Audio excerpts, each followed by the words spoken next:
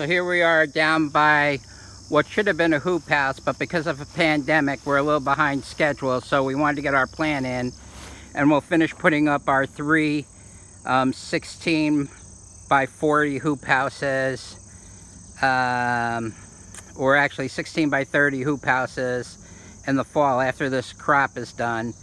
But we did get our water lines in, our electrical boxes in, and my man is actually doing the first application of an organic pesticide, herbicide, probiotic, and nutrient application.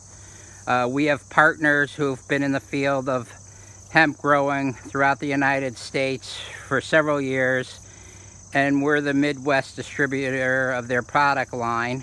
Contact us on Facebook, on Instagram, on LinkedIn or Twitter if you're interested. But we're the Midwest, we're one of the Midwest distributors of this product line. And we also have Yuma seeds, which are THC-free seeds. So you never have to worry about them growing hot. And so right now we're just giving the first application, so a very light application.